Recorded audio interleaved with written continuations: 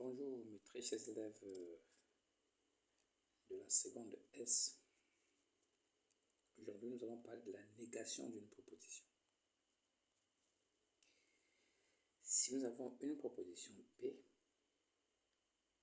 la négation de cette proposition est la proposition notée non P.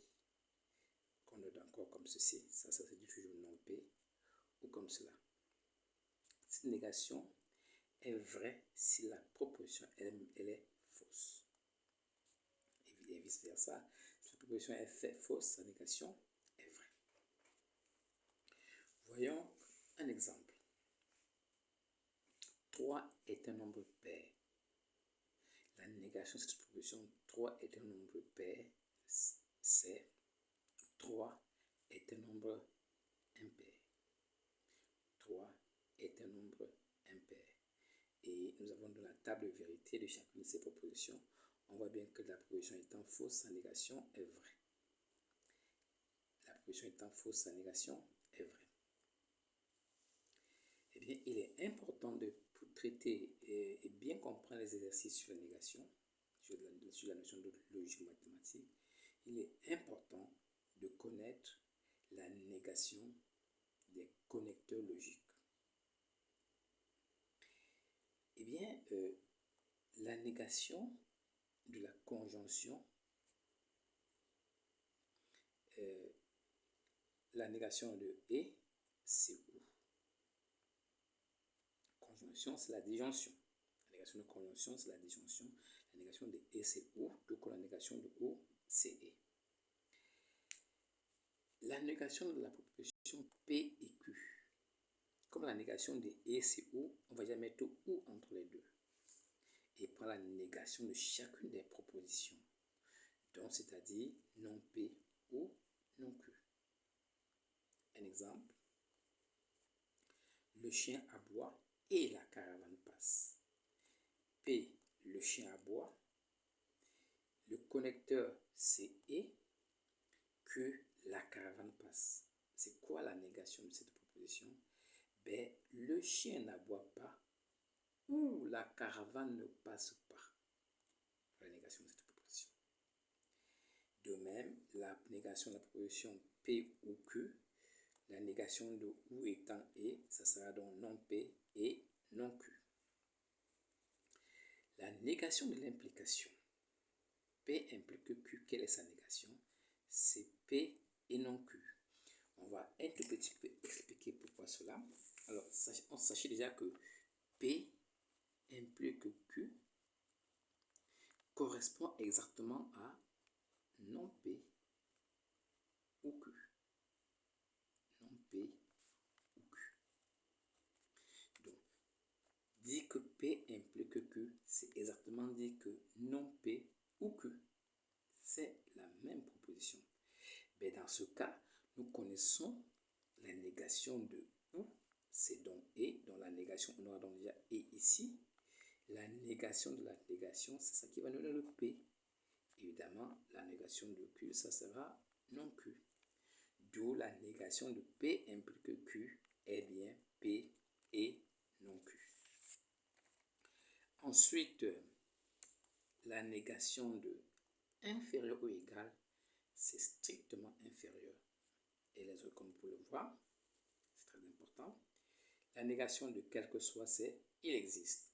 La négation de égal, c'est différent. Appartient, c'est n'appartient pas. Remarque importante, la négation de P et Q, c'est exactement la négation de P ou la négation de Q. C'est la même chose. De même, la négation de P ou Q, c'est exactement la négation de P et la négation de Q. On l'a déjà dit, la négation de la négation, on retombe sur nos pattes, on revient à la même proposition.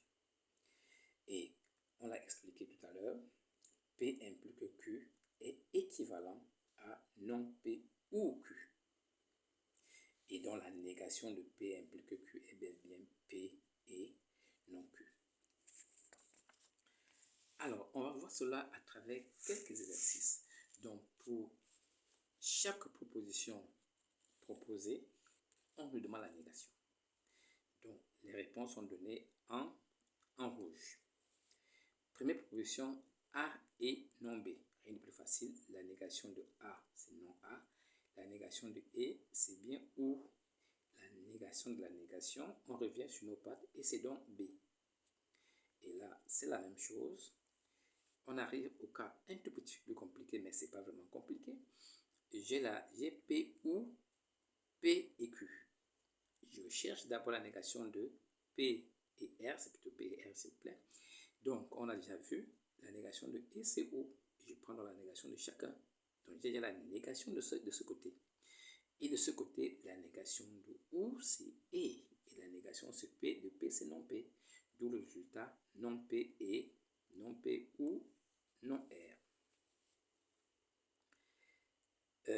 L'exemple suivant est tout à fait comme l'exemple précédent. C'est la même chose qu'on a fait.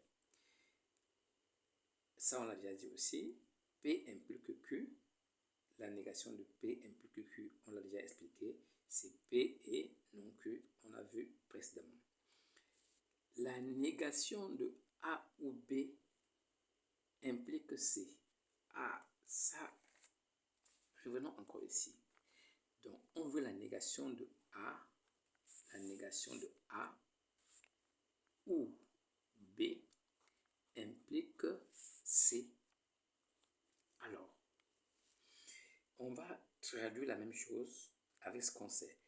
L'implication, je prends la négation de ça. Donc ça devient la négation de la négation de A, la négation de A ou B. Ou, on a vu que, on a expliqué que l'implication P implique Q, c'est non P ou Q. Donc ou C. Donc, ces deux phrases sont équivalentes. Donc, me demander la négation de cette phrase, c'est exactement la négation de cette phrase. Mais déjà, c'est quoi cette phrase? Commençons par écrire simplement la négation de la négation. Donc, on retombe sur nos pattes. Donc, la négation de A ou B, c'est non A et non B. Et la négation de la négation, ça devient toujours A ou B. Donc, nous avons A ou B ou C. Donc, finalement, on nous demande la négation de A ou B ou C. Écrit comme ça, c'est plus visible, c'est plus facile. On connaît que la négation de A ou B. Mais la négation de A ou B, c'est quoi? Eh bien, c'est très simple.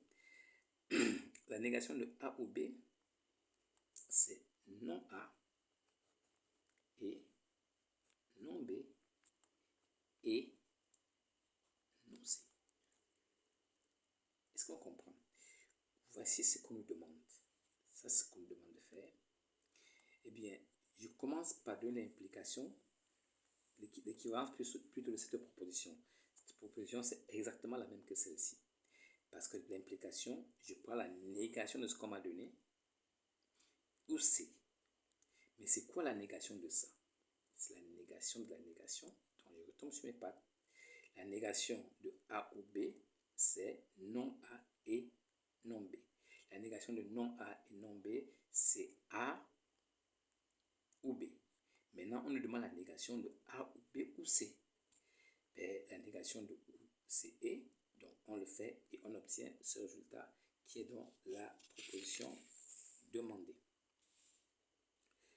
Voyons un autre exemple. On nous demande d'écrire 3 supérieur ou égal à moins 9, qui est une proposition vraie. Sa négation, la négation de supérieur ou égal, c'est strictement inférieur. Donc la négation, c'est 3 strictement inférieur à moins 9. Quel que soit x appartenant à R, racine de x est supérieure ou égale à 4. C'est quoi sa négation? La négation de quelque chose qui existe au moins un x appartenant à R tel que racine de x est inférieure ou égale à 4. Cette proposition, elle est vraie puisque c'est la négation de la première proposition qui était fausse. Voyons encore un autre cas. Il existe x appartenant à R plus f de x tel que f de x soit inférieur, pour un premier positif tel que f de x soit inférieur ou égal à 0. C'est quel que soit x appartenant à R, f de x est strictement supérieur à 0. soit pour la valeur de f de x, donc on peut pas de la table de vérité. Ici, un autre exemple, regardez bien, quel que soit x, y appartenant à R, x est inférieur à y implique que f de x est inférieur ou égal à f de y. Il existe x, y appartenant à R dès que x est inférieur ou égal à y et, nous allons expliquer l'implication, et f de x strictement supérieur à f de y. Vous voyez encore, il existe un x appartenant à R tel que quel que soit x appartenant à R, x plus y est supérieur à 0. Et quel que soit x appartenant à R, on a compris le principe, et voilà la négation.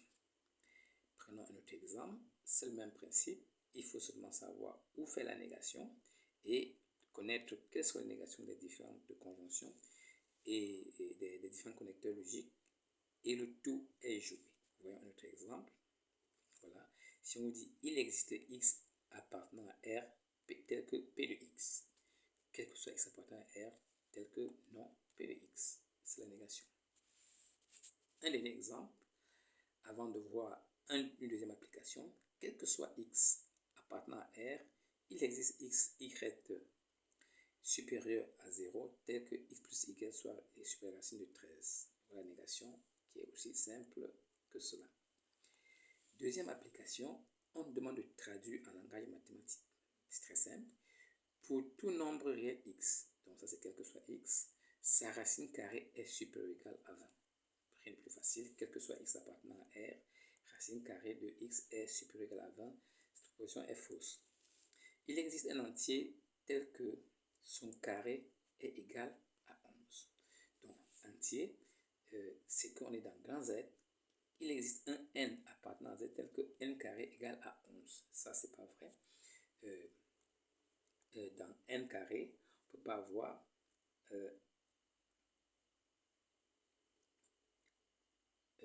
donc on a dit il existe un n dans n, donc on ne peut pas trouver cela dans grand N tel que le carré soit 11 dans grand N. Il existe deux réels tels que leur produit est égal à leur somme. Quel que soit x, y, il existe x, y appartenant à R tel que x fois y soit égal à x plus y. On peut en trouver un. Si x égale à 0, l'égalité est vraie, donc la proposition, elle est vraie. Enfin, le carré de tout nombre réel positif est positif ou nul. Donc, c'est tout à fait vrai. Quel que soit x appartenant à R, x carré est supérieur à 0, c'est une proposition qui est vraie. Et enfin, il existe un entier naturel qui n'appartient pas à Q. Tous les nombres entiers naturels sont dans Q. Donc, n'importe quel nombre entier naturel est le nombre de Q. Donc, il existe un n appartenant tel que n